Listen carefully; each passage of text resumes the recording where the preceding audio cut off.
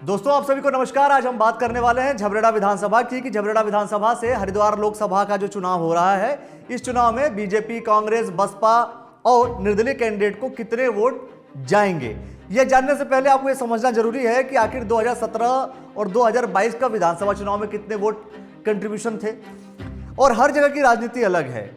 किसी भी विधानसभा की पॉलिटिक्स के पर्सपेक्टिव को आप देखेंगे वो थोड़ा सा डिफरेंट दिखेगा। कभी लोग विधानसभा में किसी और पार्टी को ज्यादा वोट करते हैं, पर लोकसभा में किसी और पार्टी को देखते हैं। कहीं कहीं पर लोग व्यक्तिगत हो जाते हैं, कहीं कहीं पर लोग पार्टीगत हो जाते हैं। फिलहाल आज हम बात कर रहे हैं झबरेड़ा विधानसभा की कि झबरेड़ा विधानसभा से किस पार्टी को ज्यादा शेयर जाता है, वोट शेयर किस पार्टी को ज्यादा जाता है। शुरू करते हैं। बात करें अगर हम झबरेड़ा विधानसभा के चुनाव 2017 की, तो इसमें झबरेड़ा विधानसभा से चुनाव लड़े थे बीजेपी से देशराज कर्णवाल जी, और इन्हें जो वोट मिला था वो मिला था 32,146 वोट।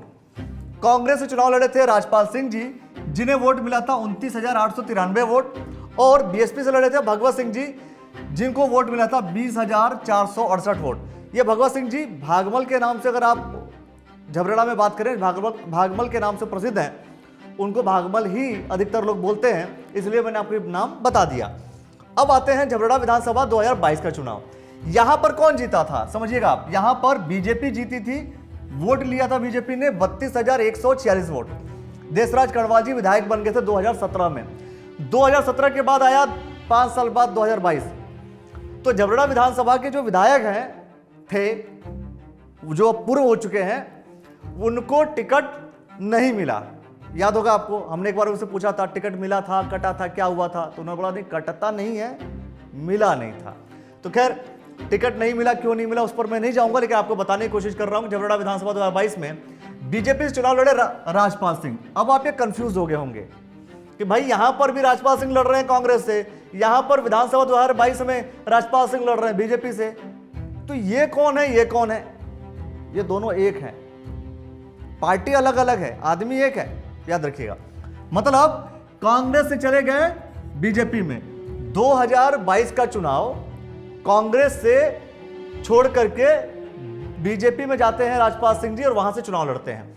और कांग्रेस से लड़ते हैं वीरेंद्र जाती जी, जिनको वोट मिलता है 39,652 वोट, और राजपाल सिंह को मिले थे 31,436 वोट।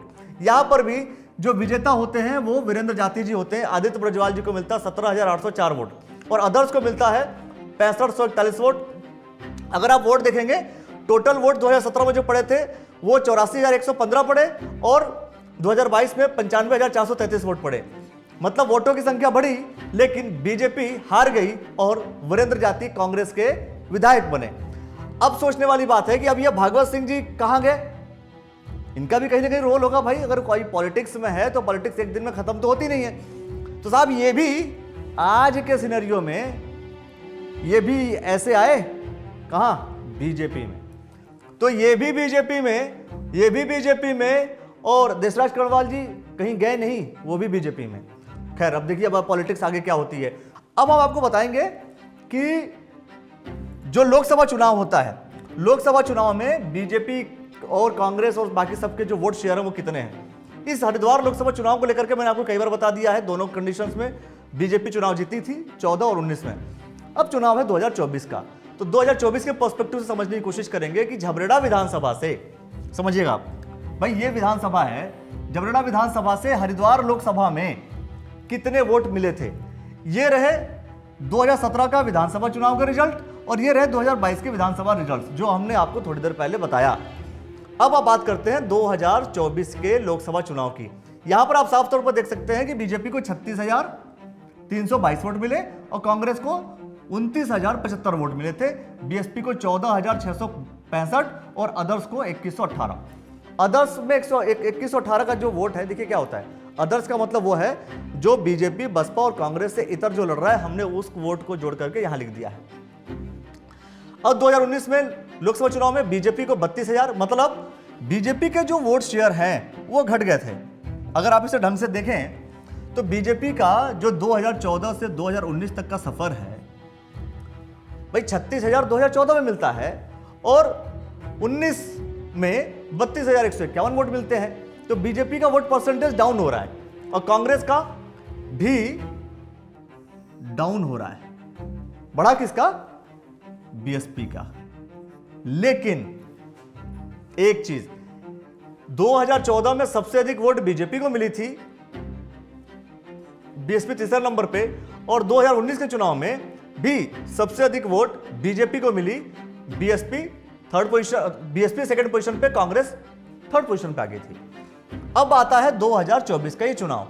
अब आपको क्या लगता है कि 2024 के चुनाव में ये जो वोटिंग परसेंटेज है बीजेपी का बढ़ेगा या घटेगा? कुछ लोग ये कह रहे हैं कि साहब हम सबसे अधिक वोट लेकर के आएंगे। अब यहां पर ये क्या कंडीशन होने वाली है, कौन जीतने वाला है, किसके नंबर्स बढ़ने वाले हैं? उमेश कुमार जी का जो है झबरेड़ा विधानसभा में रैली होती है। अब रैली के बाद कितना एक्यूमुलेट कर पाते हैं, कितना जोड़ पाते हैं अपने लिए, जो लोकसभा के चुनाव लड़ रहे हैं अपने लिए वोट कितना ले पाते हैं? क्या बीएसपी कांग्रेस के वोट में सेंधमारी करके अपने वोट प्रतिशत बढ़ाएंगे, या बीजेपी का वोटर्स उमेश कुमार के पास जाएगा, या बीजेपी अपने वोट्स को कंट्रोल कर लेगी और अन्य दलों के वोट्स को लेकर के आ जाएगी? सवाल यही है कि सबसे अधिक वोट लेकर के आता कौन है। लेकिन अगर आप विधानसभा में, तो बीजेपी हारी 2022 का चुनाव, 39,000 वोट कांग्रेस को पड़ी थी। लेकिन लोकसभा की बात करें तो दोनों कंडीशंस में बीजेपी जीत रही है। अब इस बार बीजेपी जीतती है या हारती है, यह बहुत सारे एंगल्स पे डिपेंड करेगा। उस एंगल को समझने का प्रयास कीजिए। यहां पर हमने कुछ फैक्टर्स लिखे हुए, कुछ नाम लिखे हुए हैं। वीरेंद्र जाती जी, जो वर्तमान समय में झबरेड़ा विधानसभा के विधायक हैं, इनका अपना एक रोल होगा। जसराज कर्णवाल जी बीजेपी के हैं और वो झबरेड़ा के ही पूर्व विधायक रह चुके हैं। आदित्य ब्रजवाल जी लड़े किससे थे, आपको ध्यान होगा, बीएसपी से लड़े थे, ये आ गया बीजेपी में, ये कांग्रेस से, ये बीजेपी से। राजपाल सिंह जी याद होगा आपको, लड़े थे कांग्रेस से, आ गए बीजेपी में। भागमल सिंह जी, जो अभी भगवत सिंह जी के नाम से आपको हमने बताया, ये कहां आ गए, ये लड़े थे बीएसपी से, कहां गए, बीजेपी में।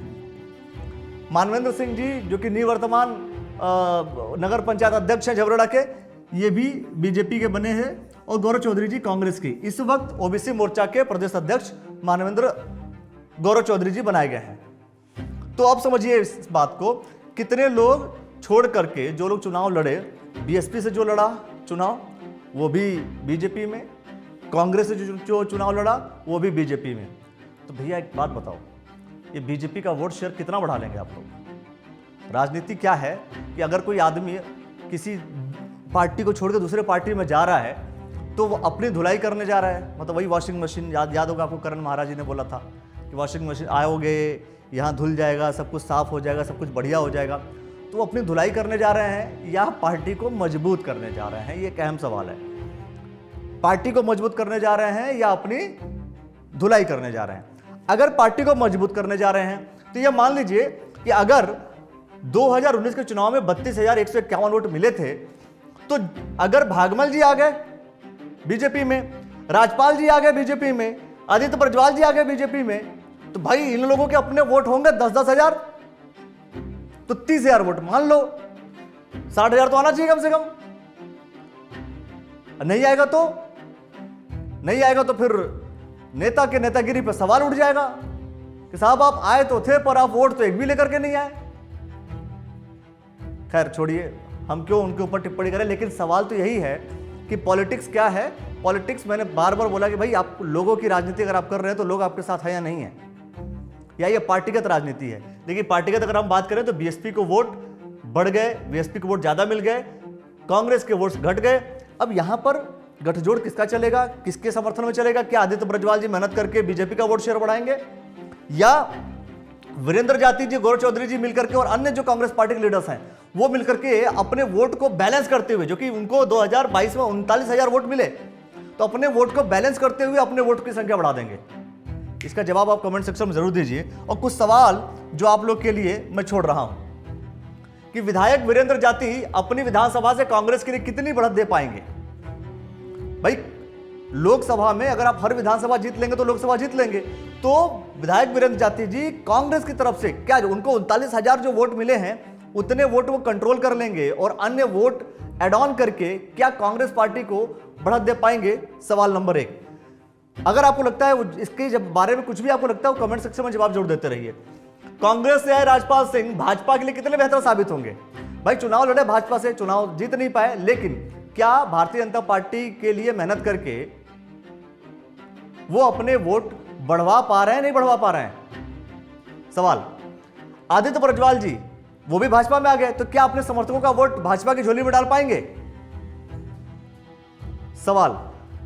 मानवेंद्र चौधरी जी जो कि निवर्तमान अध्यक्ष नगर पंचायत की, उनकी इस पूरे चुनाव में क्या भूमिका होगी? आपको अच्छे से पता है, कुछ समय पहले धामी जी वहां पर आए, उन्होंने जनसभा को संबोधित किया, वो नगर पंचायत के अध्यक्ष भी रहे, तो वो अपने वोट्स को, अपने लोगों को किस तरीके से समावेशित करके एक साथ लेकर के बीजेपी को और ज्यादा प्रबल कर सकते हैं, ये एक अहम सवाल होगा। मैं फिर से कह रहा हूं कि जितने पॉलिटिकल लोग हैं वो लोग बीजेपी का नेता बीजेपी को कितना मजबूत कर रहा है और कांग्रेस का नेता कांग्रेस को कितना मजबूत कर रहा है, तभी उसके राजनीतिक प्रभुत्व को, शक्ति को समझा जा सकता है। गौरव चौधरी जी कांग्रेस के लिए कितने बेहतर साबित होंगे, ये एक अहम सवाल है, क्योंकि अब वो ओबीसी मोर्चा के प्रदेश अध्यक्ष बनाए गए हैं, तो उनकी एनर्जी और ज्यादा बढ़ करके कांग्रेस के फायदे में उतरनी चाहिए। बसपा के लिए झबरेड़ा से कौन मांगेगा मुस्तैदी से वोट? भाई आप सोचिए कि आदित्य ब्रजवाल जी, माना जाता है कि आदित्य ब्रजवाल जी, उनके पिताजी हरिदास जी, दोनों लोग आ गए बीजेपी में, और वो भाई विधायक रहे वहां के झबरेड़ा के, तो कितने वोट लेकर के आ रहे हैं या बसपा खत्म हो गई, क्या है? अगर बसपा के वोट बीजेपी की तरफ शिफ्ट होते हैं तो निश्चित तौर पर झबरेड़ा विधानसभा बीजेपी जीतेगी, और अगर बसपा के वोटर्स वो चले जाते हैं कांग्रेस की तरफ तो बढ़त कांग्रेस लेगी, बीजेपी नहीं लेगी। और अगर बसपा के वोटर्स और प्लस कुछ कांग्रेस के वोटर्स उमेश कुमार के पास चले जाते हैं, वो जो जब समीकरण की बात की जा रही है बार बार, तो उस आधार पर फिर उमेश कुमार जी को प्रॉफिट होगा। अब कौन किस तरीके से प्रचार कर रहा, कौन बढ़िया प्रचार कर रहा है, उसे प्रचार के बिहाफ पे सब कुछ डिसाइडेड होता रहेगा। और ऐसा कोई नाम जिस नाम को मैं भूल गया हूं, अगर कोई उस विधानसभा में मेहनत कर रहा है और अपने वोट को, अपनी पार्टी के लिए वोट की संख्या बढ़ा रहा है, तो उसका नाम आप कमेंट सेक्शन में जरूर बताइए, ताकि हमें यह समझ में आ सके कि अन्य ऐसे कौन कौन से लोग हैं जो वास्तव में और भी इंटरनली लग करके काम कर रहे हैं। कई बार ऐसा होता है, चेहरा दिखने वाला उतना काम नहीं करता जो बैकग्राउंड वाला बंदा काम करता है। अब हमारे कैमरा महोदय जो काम कर रहे हैं, उनका टेंशन अपना अलग होगा, किस तरीके से क्या करें क्या ना करें, ऐसे बहुत सारे काम होते हैं। बहरहाल इन पूरे सवालों को लेकर के आप क्या कुछ कहना चाहते हैं, कमेंट सेक्शन में जरूर प्रतिक्रिया दीजिए। जो मैंने आपसे सवाल पूछा कि झबरेड़ा विधानसभा में सबसे अधिक वोट इस बार बीजेपी ले जाएगी, कांग्रेस ले जाएगी, बसपा ले जाएगी, या निर्दलीय उमेश कुमार जी लेकर के जाएंगे, आप क्या सोचते हैं इस विषय में कमेंट सेक्शन में अपनी प्रतिक्रिया दे दीजिए। देखते रहिए द न्यूज़ वाला नेटवर्क। धन्यवाद।